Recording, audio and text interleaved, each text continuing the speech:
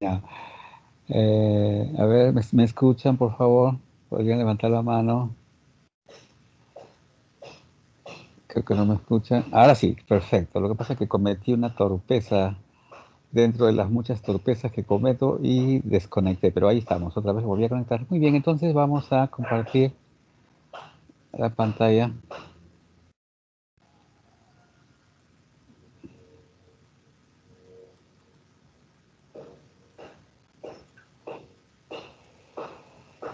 A ver,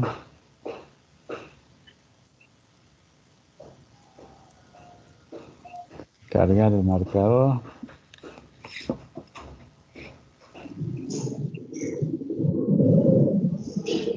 Ya, ahora sí.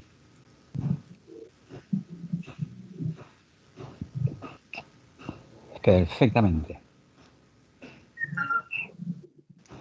Entonces vamos al escritorio. Ahí está, ya está en la plataforma también.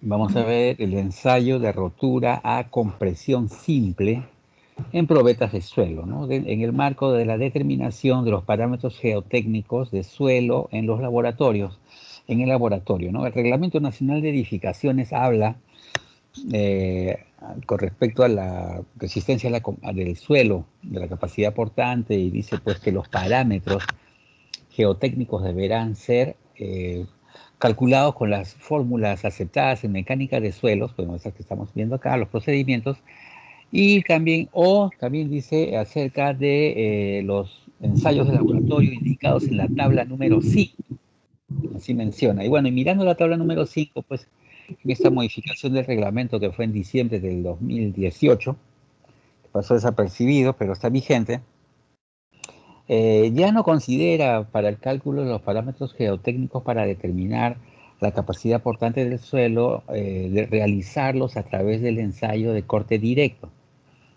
¿no? Ahora menciona la triaxial y este ensayo de compresión simple, ¿no? Los ensayos de pronto aceptados.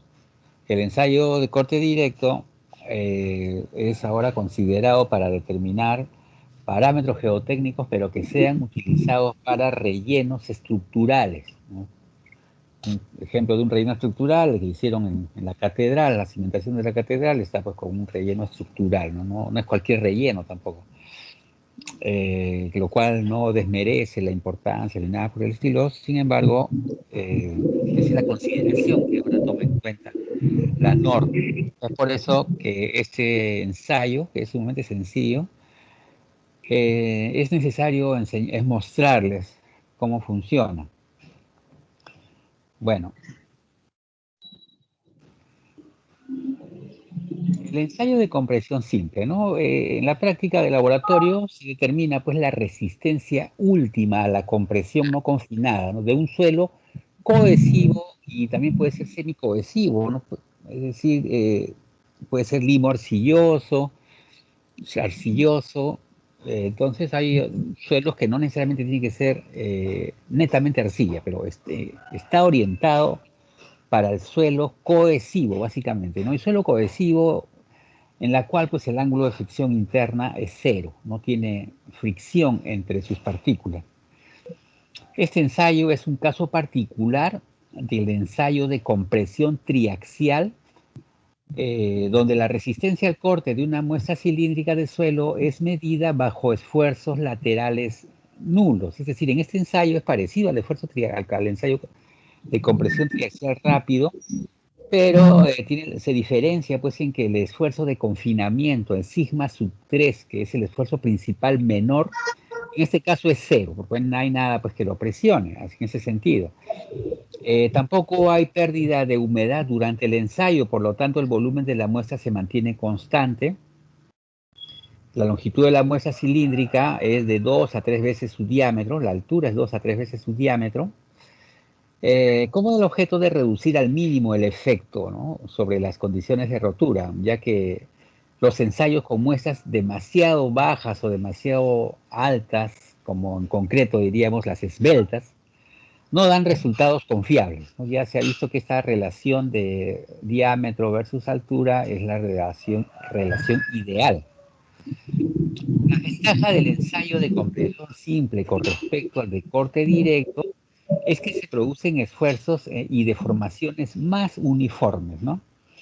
Otra ventaja es que la superficie de falla tiende a desarrollarse en la zona más débil de la muestra, mientras que en el ensayo de corte directo la falla ocurre a lo largo de una superficie de falla predeterminada pues, por el molde, ¿no?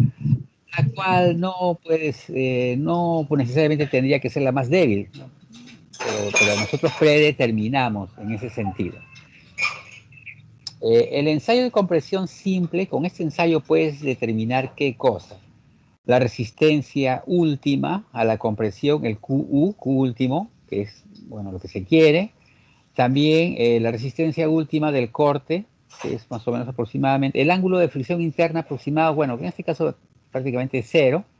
La cohesión, que vendría a ser la mitad pues, de la compresión simple última, y también podemos determinar el módulo de elasticidad, ¿no? Para el caso de la deformación lateral no impedida, para este tipo de pruebas, en otras palabras, ¿no? Importante que se pueda determinar el módulo de elasticidad.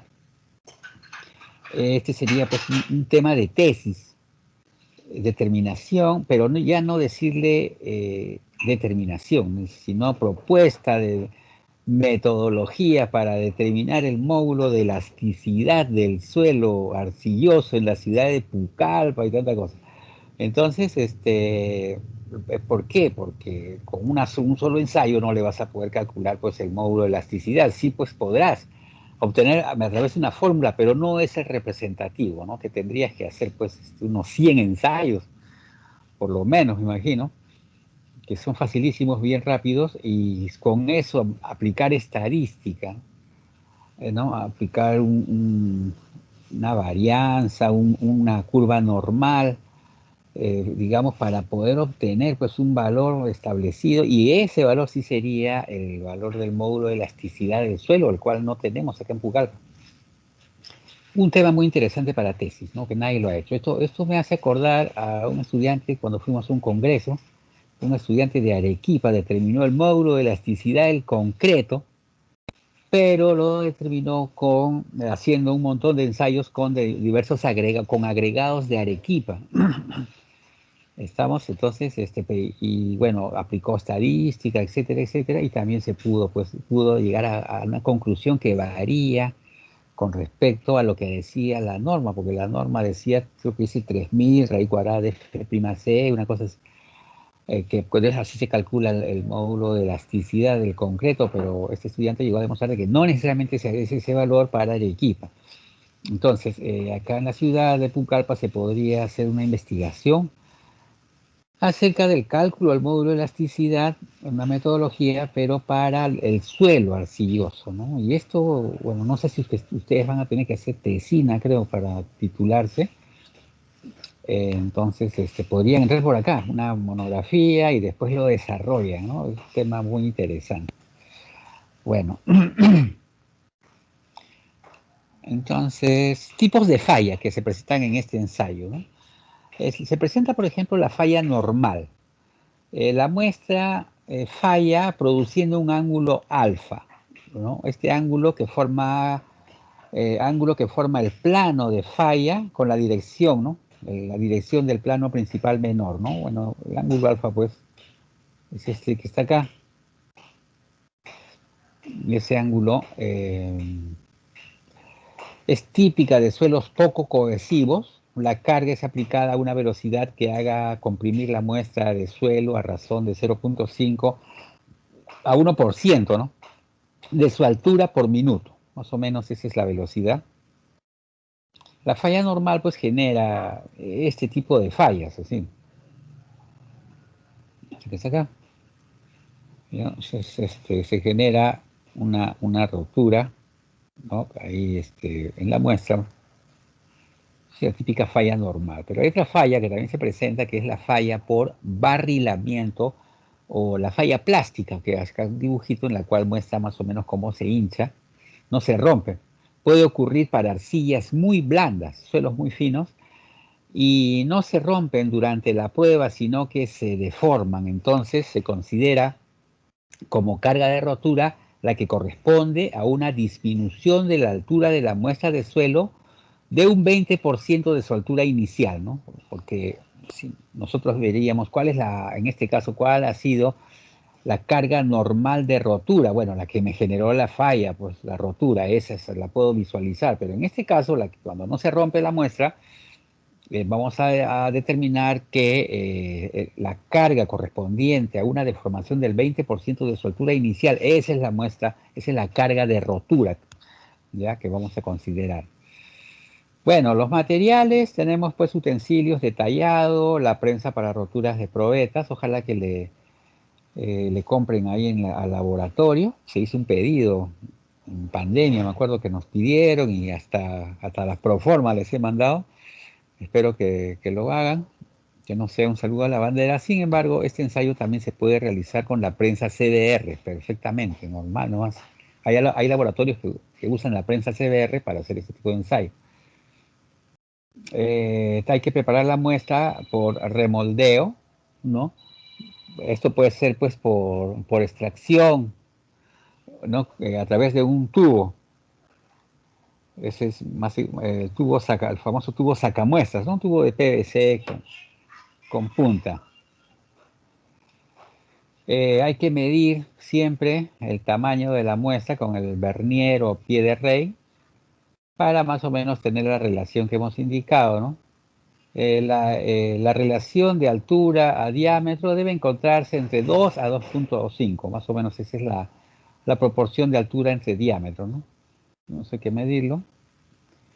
Esto se logra tallando, ¿no? Una espátula. Hay que pesar la probeta antes de ser ensayada. Vamos a pesar, esto es que hacerlo rápido, mejor si utilizas guantes, no así, guantes de látex, porque, o salvo que no le agarres mucho, la muestra pierde humedad con la mano lo va secando. Colocamos la muestra en el aparato de carga de tal manera que quede centrado, muy importante que quede centrado en una platina que tiene ahí abajo, en la inferior y en la superior, no vaya a quedar en el mismo eje de carga, tienes que ponerla, no vayas a poner un costado porque si no, no va a dar la fuerza exacta.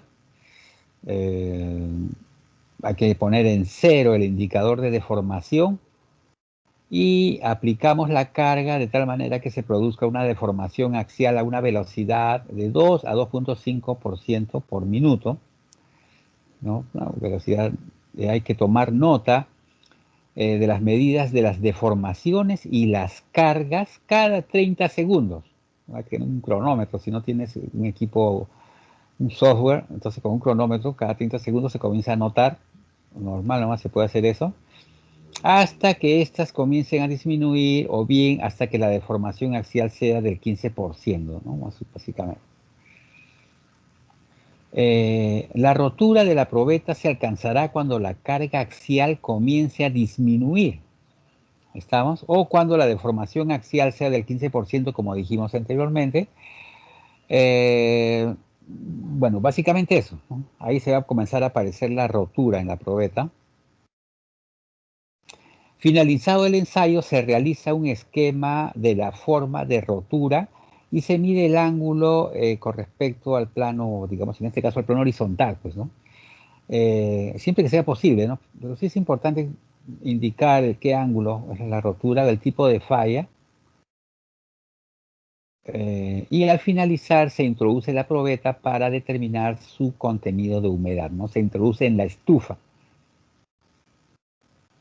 Bueno, con esos datos es parecido a la tabla triaxial, vamos a hacer un gráfico, esfuerzo normal, ¿no? Corregido, entre la deformación unitaria en porcentaje, generalmente lo expresan. El área corregida, el esfuerzo normal corregido es la fuerza entre el área corregida y el área corregida viene a ser pues el área normal entre 1 menos la deformación unitaria. Y la deformación unitaria viene a ser pues la variación de la altura entre la altura, eso ya hemos visto. Lo vamos a volver a ver. Entonces, ¿cómo calculo mi resistencia a la compresión simple? La resistencia a la compresión siempre será los valores máximos, ¿no? En este caso sería pues o este valor acá. Acá hay dos muestras ensayadas juntas, ¿no? Cada diagrama corresponde a una muestra. Este valor que está acá máximo corresponde a la resistencia a la compresión simple. Con esos valores puedo ya irme a hacer un círculo de Moore en el Excel, porque la cohesión es igual a la mitad de esta resistencia a la compresión simple, ¿no? Esta resistencia a la compresión simple también es igual, o es en todo caso, el esfuerzo sigma sub 1, el esfuerzo principal mayor. Y como sé, el esfuerzo principal menor, sigma sub 3, es igual a 0. Entonces tengo sigma sub 1, sigma sub 3, puedo calcular centro, puedo calcular radio, y con eso ya puedo solucionar, hacer mi círculo de Moore. Muy bien, entonces es, como te digo, bien sencillo. La prueba de compresión simple, bueno, como dije, es un tipo especial de prueba no consolidada, no drenada. Se usa comúnmente para suelos arcillosos o suelos cohesivos, ¿no? O sea, limos arcillosos. En esta prueba, como dije también, la presión de confinamiento sigma sub 3 es igual a 0. Se aplica una carga axial rápidamente al espécimen para generar la falla. En esta el esfuerzo principal menor es 0 y el esfuerzo principal mayor es sigma sub 1, como ya lo mencioné. Y bueno, y vas a tener pues se va a poder hacer esta gráfica, las dos gráficas que están acá. Esta representa al esfuerzo cortante versus el esfuerzo normal, porque voy a tener pues acá mi sigma sub 3, que es mi esfuerzo principal menor, va a ser igual a 0, entonces va a empezar en el origen. Y el esfuerzo sigma sub 1 va a ser el esfuerzo que genera la rotura. Y ya, pues entonces si tengo estos dos valores, voy a poder obtener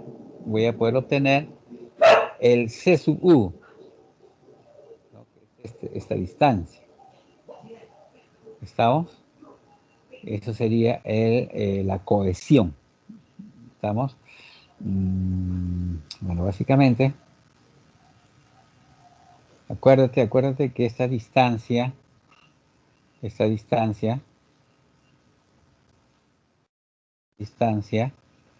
viene a ser la resistencia a la compresión última. Entonces es el sigma sub 1 también. Son iguales. Y bueno, también se puede graficar el grado de saturación con la resistencia a la compresión simple, como para temas de investigación, pero básicamente lo que nos interesa es este gráfico.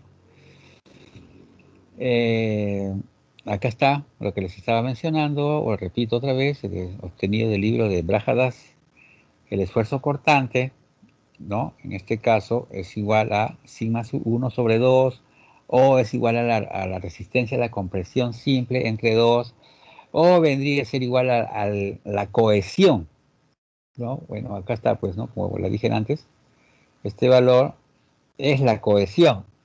Y ese valor corresponde, pues, al esfuerzo cortante máximo que podría presentarse, ¿no? En esta parte de acá, en esta parte. Por eso acá la fórmula lo está mencionando. Pero como es un radio, es la mitad del sigma sub 1 y también es la mitad, en otras palabras, de la resistencia a la compresión simple. Los cálculos, bueno, ya tenemos que leer las lecturas, como dijimos inicialmente, del extensómetro, del deformímetro, ¿no? Bueno, extensómetro, porque el deformímetro mide cuánto se comprime, o el otro mide cuánto se extiende, pero en términos generales es prácticamente lo mismo. El mismo aparatito es un dial.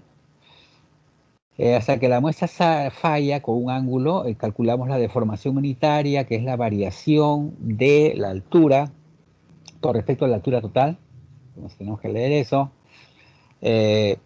Bueno, calculamos pues digamos, el área corregida.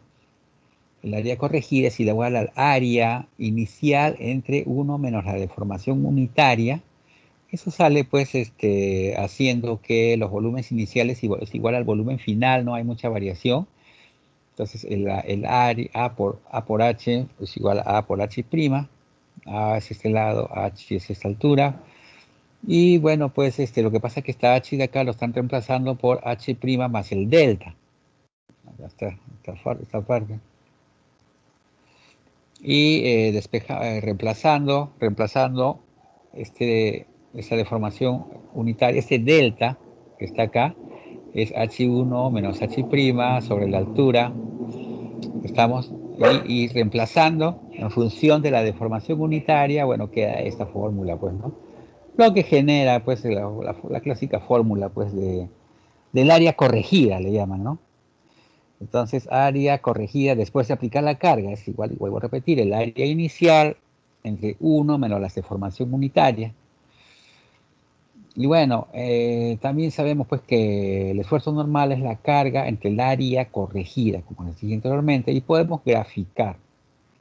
Podemos hacer este gráfico si reemplazamos el esfuerzo versus la deformación. Entonces, lo que sale es una curva, ¿no? Si calculo la tangente pues, de esta curva, en la parte más o menos que esté casi como una recta, lo que voy a obtener es el módulo de elasticidad. ¿Y cómo calculo la tangente? Acuérdate, pues, geometría analítica, la tangente de una curva, la tangente de una, la pendiente de una tangente que pasa por un punto de una curva, tendrías pues que primero determinar si ese punto pertenece a la curva. En segundo lugar, si es que pertenece, bacán, derivas la curva. Y una vez que derivas la curva, reemplazas una coordenada de ese punto y el valor que te salga, eso será la pendiente, ¿no? de esa tangente que pasa por ese punto. Entonces, para esto Excel nos va a servir bastante, pues, pero vuelvo a repetir, ese sería el módulo de elasticidad del suelo, pero no lo vas a, digamos que se puede, ahí con un solo ensayo podría calcularlo, ¿no? Pero no es pues confiable ni hablar. Tendría que ser varios, unos 100 ensayos por lo menos, yo me imagino, para poder hacer pues estadísticamente un tratamiento, porque me van a comenzar a salir curvitas por un montón de puntitos y voy a tener que trazar pues una curva promedio. Ahora, para calcular pues hay metodología gráfica, ¿no? Porque esta gráfica, para la redundancia, no sale tan recta como hasta acá, sino sale una curvita. Y entonces a veces le trazan una línea secante, promedio y una serie de cosas, ¿no? Pero hay varias...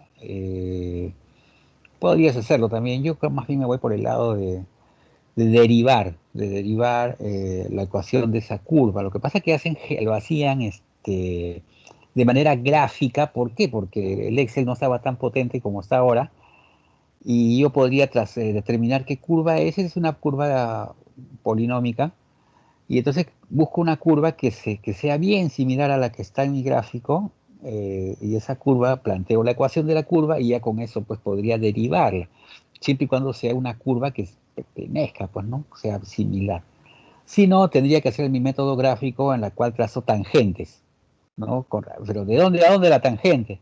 Secante, perdón, no tangente, secante desde acá hasta acá, esos dos valores, ¿no? Porque de pronto las curvas no salen tan rectas como esta parte, no salen medias curvitas, o sea, trazando secantes, pero no desde este punto final, no nada que ver, ¿no? Sino desde el valor máximo, porque, te vuelvo a repetir, acuérdate que este punto máximo es el que me va a representar la resistencia, la compresión última del suelo. Entonces me interesa este tramo, desde el origen hasta el valor máximo. Y bueno, ahí está, eso es un tema muy interesante de investigación y es sencillo. Los cálculos, acá hay uno que les voy a mostrar el Excel, pero sin embargo, este es un resumen. Hay que determinar el diámetro, bueno, igualito pues que en el triaxial, hay todo un tratamiento de áreas por los promedios, porque a veces no sale tan igual, pero sale igual cuando utilizamos el vernier, pues, ¿no? Si usamos el vernier, ahí sí se puede tallar con bastante facilidad, usamos de repente por ahí un molde, no vamos a tener mayor inconveniente, pero si el proceso detallado no es tan uniforme y me van a quedar pues un diámetro superior, un diámetro inferior, un diámetro medio, ahí sí tendría que hacer un promedio ponderado, básicamente un promedio, para poder obtener mi área, ¿no? Pero en este caso no hemos tenido una muestra perfectamente tallada. Los laboratorios se percatan de ese detalle, tallar bien la muestra. Lo que pasa es que a veces no se quiere manipular mucho para no secarla. Por eso es necesario el látex. Bueno, tengo como datos el diámetro. Todos los que están en verde son datos. Vamos a cambiarle color.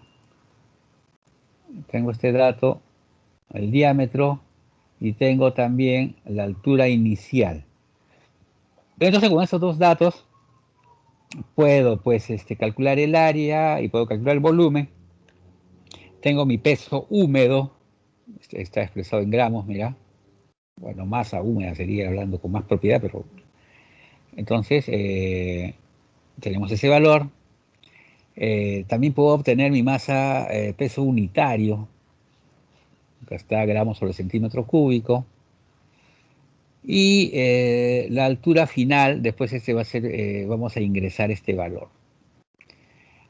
También tenemos mi peso específico seco. Este peso específico seco, que bueno, pues este peso específico unitario anterior, pero dividido entre el contenido de humedad. Porque tengo este dato, contenido de humedad, gravedad específica, que no lo utilizo mucho. Y esos son resultados. Ya estos de acá son resultados que a partir de acá, estos son resultados. Ángulo de rotura, cohesión, la cohesión y la resistencia a la compresión máxima. La cohesión es la mitad de la resistencia a la compresión máxima, ¿no? Así de simple. Y esos datos que están en verde son los datos que tengo que ingresar.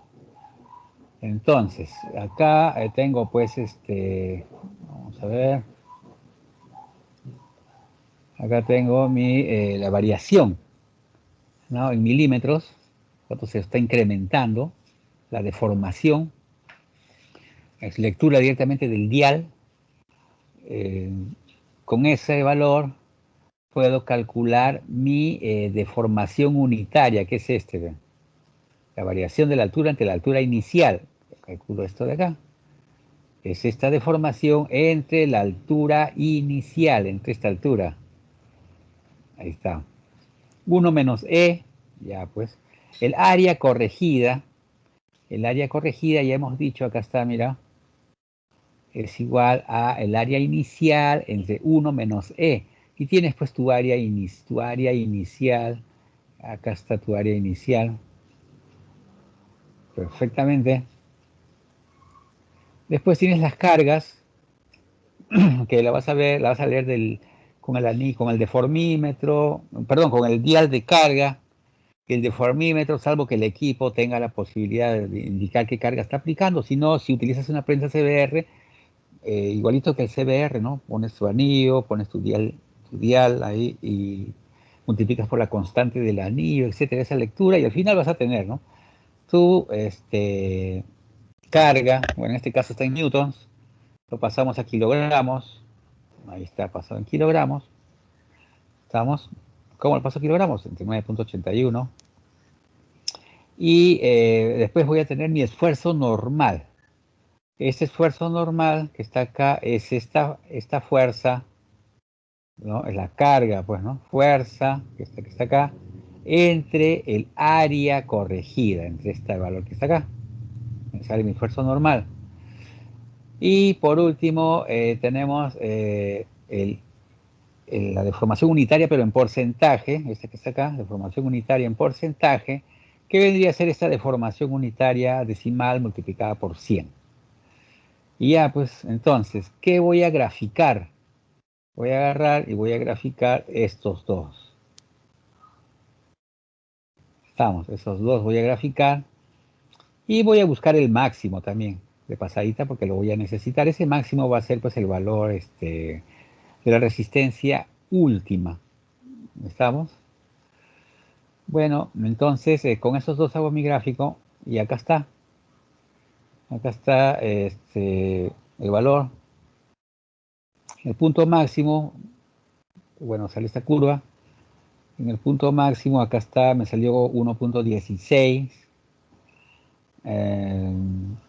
¿Qué más? Trace una línea de tendencia similar, y planteé la ecuación. Acá está la ecuación. Sin embargo, al tener el Q último, que es igual a esfuerzo al sigma sub 1, y también sigma sub 3, que es igual a 0 desde un principio, puedo obtener el C, la cohesión. Me sale 0.58, que viene a ser la mitad que está acá. Y a través de la pendiente he podido obtener este E.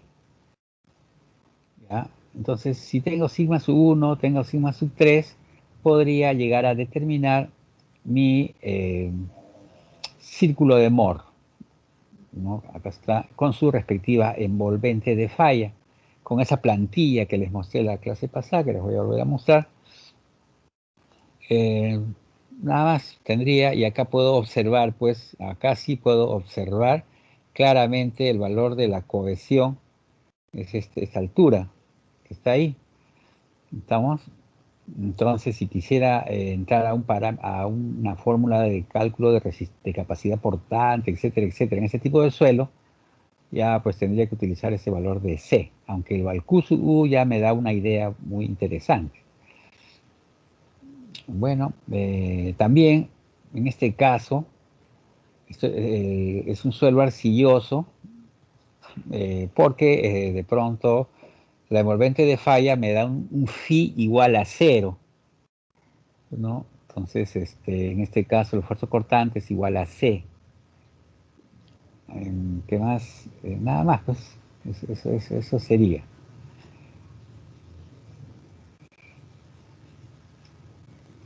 Ahora, es más, yo podría reconocer, si tengo tablas, podría reconocer por el módulo de elasticidad qué tipo de suelo es, pero no me puedo aventurar tan a la ligera con un solo ensayo, ¿no? Tendría que tener un módulo de elasticidad representativo, ¿no? Entonces el módulo de elasticidad ya tendría que hacer un tratamiento estadístico para poder tener pues una certeza más o menos, una proyección, porque el suelo es muy, muy complejo. Mostrándole un Excel. Acá está, vamos a ver, vamos a eliminar.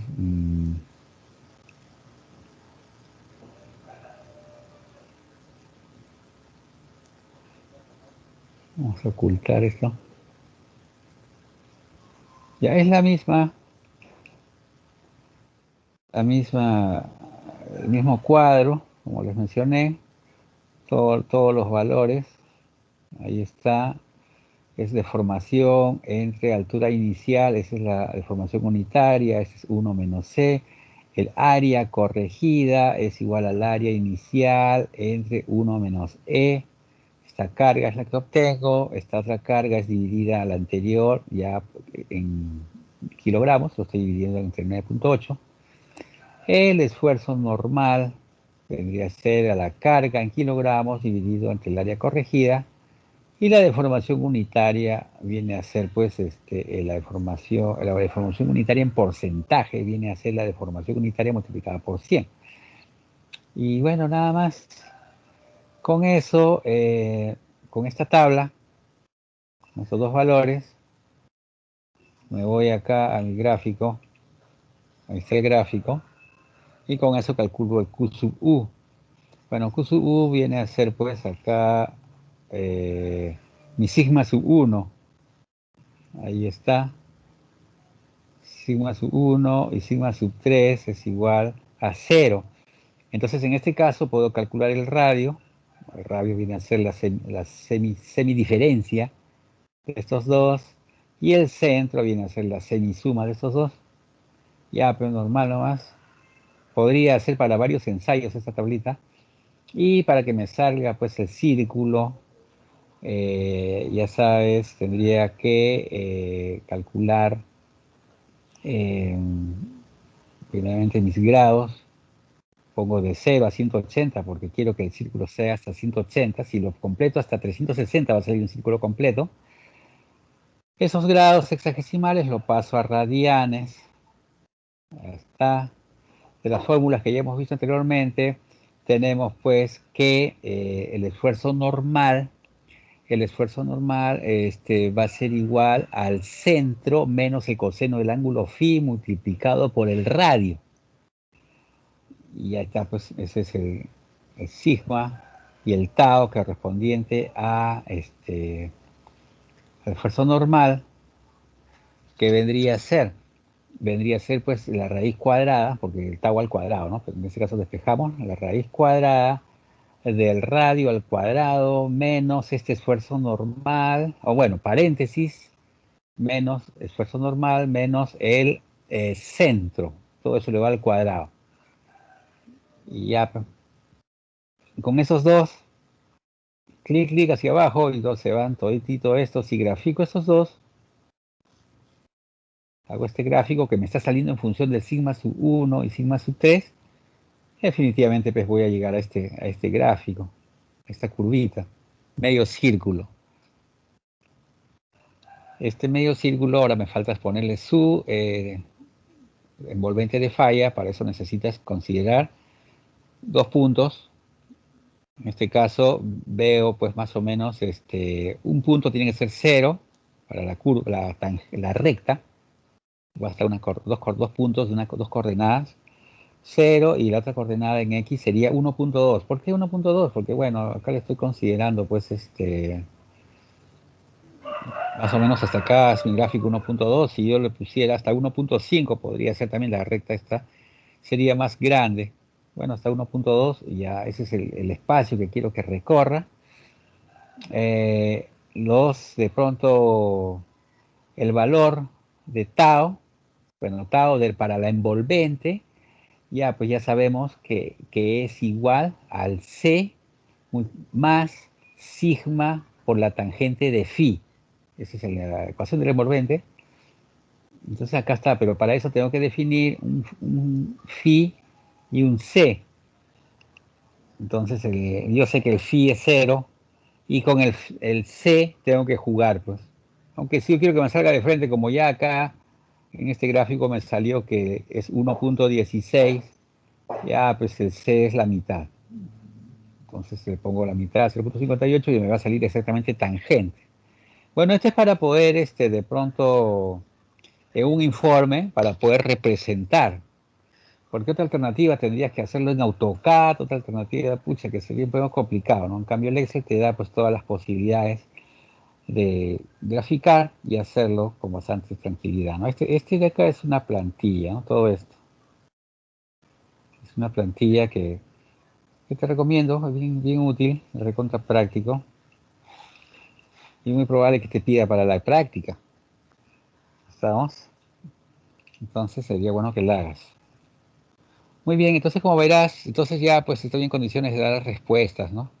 Esta respuesta del módulo de elasticidad, un poco aventurado, bueno, pero ya es un valor de tantos que tendría que sacar. ¿Cómo lo obtuve? Bueno, veo puntos de la curva, puntos específicos. Por ejemplo, veo acá que para el X1 voy a tener un Y. Entonces primero, y para un X 1.5, también tengo puntos exactos, también tengo un Y que más o menos sale de 0.8. Bueno, tendría que verificar, pues, a ver, si de pronto si reemplazo en esta ecuación que está acá, en esta ecuación, si reemplazo las coordenadas, por ejemplo, mi primera coordenada para X igual 1, el Y me sale 0.661. Entonces acá está, mira, 0.6, casi por ahí estoy. Podría ser aceptable para X igual 1.5. Voy a tener de pronto 0.8, un poquito más. Entonces sí, ¿no? Si yo reemplazara estas de acá, porque estas las obtuve, estos puntos son más o menos al ojo. Si yo reemplazo puntos en esta curva en esta ecuación y no me sale pues lo que debería ser, significa que ese punto está fuera de la curva y entonces no va a servir para nada. Tiene que ser un punto que está dentro de la curva para por ahí yo poder trazar una línea tangente. Y ya, pues con eso sí ya pude, como hacen en mate, podría obtener la tangente, pues normalmente, ¿no? No hay inconveniente. La pendiente de la curva, no sé por qué digo la tangente, podría obtener la pendiente de una recta tangente que pasa por un punto de la curva. Entonces primero me tengo que cerciorar que ese punto pertenezca a la curva, no a ese que quiero analizar una coordenada que está fuera y no pasa nada, ¿no? Esa es, ¿no? Ahora, como les digo, también cuando no hacen así, se podría utilizar una secante, pero una secante que llegue desde este primer punto hasta este punto de acá. Mira, bueno, en este caso no está tan secante, está exterior, pero la tangente de esta curva, más o menos como que sería, creo que en este caso, una secante más, como que más lógica sería, bueno, hasta acá, pero en este caso el capricho de la curva no me sale pues una secante, me saldría un punto así externo. Entonces creo que ahí tendría un poquito de más error, ¿no? En todo caso, bueno, este ángulo en relación a un ángulo que pase por acá no creo que tenga tanta diferencia. Bueno, esas son las metodologías para poder calcular el E. Estamos bien, no sé si habrá alguna pregunta entonces al respecto.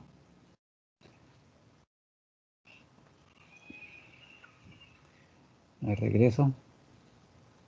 Es sumamente, como verás, es sumamente sencillo hacer este ensayo. El procedimiento, los cálculos son sencillos y se puede hacer un trabajo de investigación con toda normalidad, de pronto con bastante facilidad, ¿no? Sería chamba nomás. Y es un dato importante, ¿no? Porque con el módulo de elasticidad del suelo, puedes calcular el asentamiento inmediato, puedes calcular un montón de cosas. Y es un dato pues que se requiere, ¿no? Pero tendrías que tener un dato confiable, porque los datos del módulo de elasticidad que se utilizan generalmente son datos de libros, ¿no? Y pues sí, pues el libro también es interesante como un medio de verificación, porque esos datos han sido pues producto de un montón de ensayos y han sido resultados, ¿no? Pero qué mejor que ensayar el suelo in situ, a ver qué características y comparar, ¿no? Tendrías ahí, mira, ya te estoy dando una tesis, ahí tienes interesantes que hasta ahora no nadie la está haciendo. Bueno, así aparecen los temas de tesis.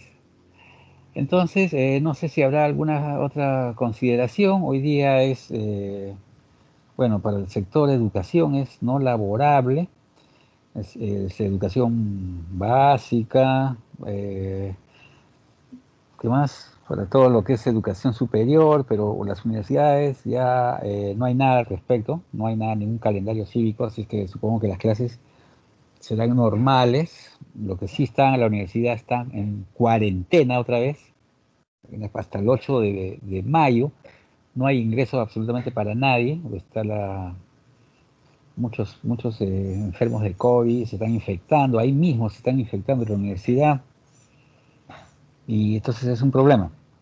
Así es que no hay ningún tipo de trámite eh, presencial, ¿no? Pero los trámites siguen virtualmente, sí se sigue atendiendo. Ya, eso es lo que les quería decir. Ya los profesores, algunos profesores, bueno, no, ustedes no llevan tesis, bueno, el profesor de tesis ya se reincorporó, ya estaba con COVID, ya está mejor, gracias a Dios. El otro profesor que estaba con COVID De era la el Cruz lleva tesis. de la Cruz, no, bueno, no te entendí, ¿qué me quisiste decir? De la Cruz lleva tesis. Ya bueno, pero bueno, según el ingeniero manifestó de que sí, ya había hecho clase de tesis, ¿no? Los que llevan resistencia de materiales, ¿ya se incorporó el profesor o todavía sigue con tesis? Todavía está, porque estaba con licencia. De Sí, la no, Cruz lleva ingeniero. Resistencia. de la Cruz lleva resistencia. Pero Sí, ¿qué sí, es eso? Tú estás enamorado de la Cruz, creo que estás de la Cruz, tu hincha, de la Cruz, ahí está tu hincha, Es su pareja. Su Su pareja, el pareja, oh, ingeniero. lindo, ¿eh? Pucha, la verdad que es una maravilla tener un amor así, virtual, ¿cómo será, no? Bueno, entonces, bueno, espero que el profesor de resistencia de materiales también, no sé si se estará incorporado o todavía está, Sí, se incorporó el ingeniero. qué bien, caray, me da mucho gusto porque él estaba con COVID, estaba ahí preocupado. Igual Eh, la profesora, la ingeniera de... la ingeniera Mais Ajá, también. también, ya se incorporó también. Qué bien, sí, hablé con ella ayer. Qué bueno, me da mucho gusto la que los colegas han podido superar. Hay otros ex profesores que no superaron y ya están en la vida eterna, nos han dejado, Dios los tenga en su gloria. Un saludo a la eternidad y un reconocimiento al ingeniero. Bueno, hay varios ingenieros que enseñaron en la universidad que fallecieron, que enseñaron en ingeniería civil, ¿no? El ingeniero Martínez Bordoy, el ingeniero, ¿cómo se llama este otro ingeniero? Pucha, que no me acuerdo su nombre. Una lástima. Roda. El ingeniero Rodas, ¿quién más? Bueno, nuestro gran amigo, el doctor El ingeniero Chota, Gávez. el doctor Chota de Forestal, creo que es él, falleció, él es papá de un alumno, que le asesoré su tesis del alumno Chota, hicieron una gran tesis, analizamos las canteras de acá de la ciudad de Pucallpa. Me da una pena tremenda, falleció también él, gran pérdida. El ingeniero que se recuperó también fue el ingeniero Osler Ricaldi, que se enseñó las primeras promociones, estuvo en Tingo María, ya se recuperó, es una gran satisfacción. Y bueno, así hay un montón de gente que la verdad en la universidad hay bastante gente que lamentablemente nos ha dejado. Y entonces la cosa ahora, esta pandemia está más brava que antes, está contra peligrosa. Y no parece. Así todo el mundo sale a la calle, normal, nomás, y de pronto los síntomas, y ahí comienza la batalla. Y no hay, y el balón de oxígeno está a 3.000. Estaba a 2.800, ahora ya lo están vendiendo a 3.000, la recarga está a 200 y tanto. Y pucha, que es bien bravo caer en eso. Mejor no cuidar, mejor cuidar. Hay un nuevo término que veía en las noticias que han acuñado, que se llama el covidiota. El covidiota es aquella persona que no, aquel personaje que no toma conciencia y que se va a las fiestas, se va a tomar y que cree que a él no le va a Claro. pasar nada. Bueno, así dice, bueno, antes decían irresponsables, pero ahora vi en 24 horas ayer que decían el nuevo término, el covidiota. Bueno, pues sí, pensé que sería un Un idiota de la para Cruz. exponer. Bueno, dale con De la Cruz. Ese es un amor eterno, Franco, ¿no? Bueno, pues, ¿qué será? Su pareja, ingeniero. Están llevando. Ya, muy bien. Entonces, si no hay nada más de la próxima clase, la próxima semana espero ya sí entregarle sus trabajos, ahí están, y también ya Hay viene nota, la segunda práctica calificada. Entonces, la próxima clase, vamos a evaluar, creo que acá lo que falta hacer ahora es ejercicios de todo esto que hemos hecho, algunos ejercicios, y tenemos que correr porque tenemos que entrar a los muros de contención, los deslizamientos y todas esas cosas que todavía faltan. Así que, pero bueno, este tema, por ejemplo, no lo desarrollaba antes porque no era tan necesario, pero ahora como el reglamento lo está exigiendo, es que lo he incorporado, es totalmente sencillo. Eh, ya hemos visto, pero ahora hay también métodos para determinar los parámetros geotécnicos en campo. Y esto es lo que hemos visto, han sido los parámetros geotécnicos en laboratorio, en campo, después la famosa veleta, el SPT, hay algunos todavía, pero ese tema ya es exploración de campo, que también se puede llegar a determinar a través de correlaciones, esos valores geotécnicos. Entonces, la verdad que el curso es bien amplio, pero bueno, espero que les esté sirviendo, les va a servir para ingeniería de cimentaciones. Entonces, si no hay nada más, ahí nos estaremos viendo la próxima clase. No hay ninguna pregunta, espero que todo haya sido claro. Ahí tienen la grabación y está el PDF, está hagan su Excel, porque eso va a venir en la práctica. Acuérdate, haz tu Excel. ¿Dónde hay ese Excel? Ese yo dónde lo aprendí. De YouTube.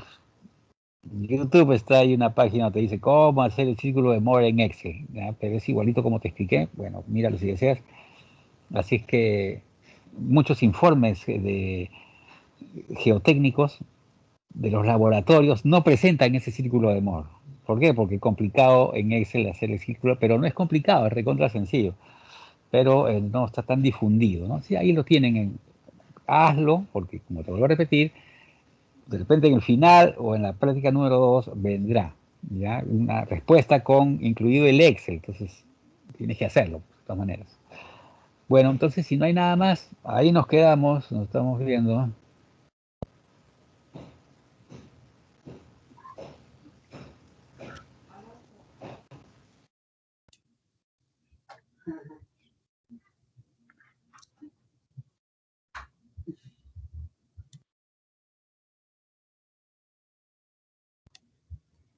Buenos días, ingeniero. Cuídese. Vica, Cruz. va a llamar lista. De la Cruz. Chato, no venda mi CPU. ¿Ya llamaron lista? Hace rato. Ya fue, nada. Vica, Recién- Vica. Vica. Recién me conecta. Dame estrica ya, Oye, Edu. tú, tráeme USB. Yo le vendo rabo. Tú vendes tu rabo, que es diferente. Calla, zorra. Oh, ven a recoger tu CV ya. Dale, pe. Fácil dicen ahora. Recoger USB. Puta protección. Ese de la Cruz es. De la Cruz lleva tesis, qué mierda.